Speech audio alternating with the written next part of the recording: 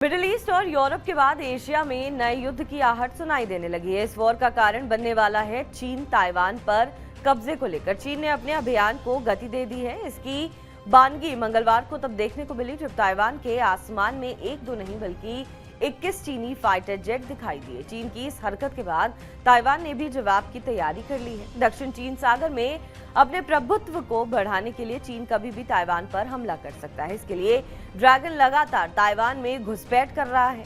चीनी फाइटर जेटों ने ताइवान की सीमा में घुसपैठ की और यहां एक फैक्ट्री में भी धमाका हुआ।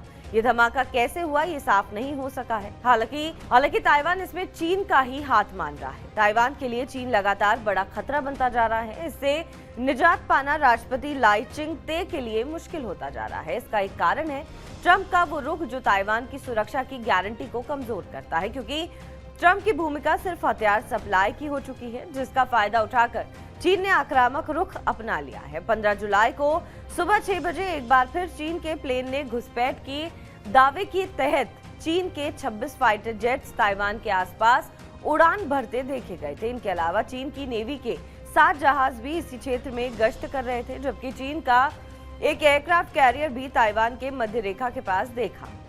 इनमें से 21 फाइटर प्लेन ने ताइवान की उत्तरी, दक्षिण पश्चिम और पूर्वी सीमा का उल्लंघन कर घुसपैठ की। इसके बाद ताइवान की सेना एक्टिव हो गई। न सिर्फ सीमावर्ती क्षेत्र में ताइवान सेना ने कूच किया, बल्कि चीन से बचाव का अभ्यास भी शुरू कर दिया। दरअसल चीन पिछले 7 दिनों से साउथ चाइना सी में हान कुआंग एक्सरसाइज कर रहा है और ये घुसपैठ भी इसी एक्सरसाइज के दौरान हुई है। इसलिए ताइवान ने भी सीमा पर एंटी लैंडिंग अभ्यास शुरू कर दिया है। इस अभ्यास में स्टिंगर मिसाइल से लैस सैनिक शामिल हुए।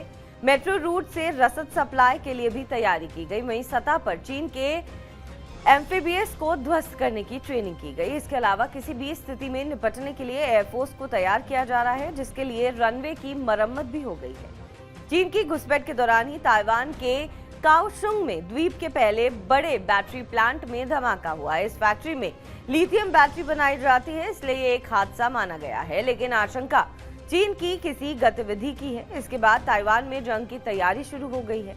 हैरानी की बात यह है कि इस तैयारी में अमेरिका शामिल नहीं।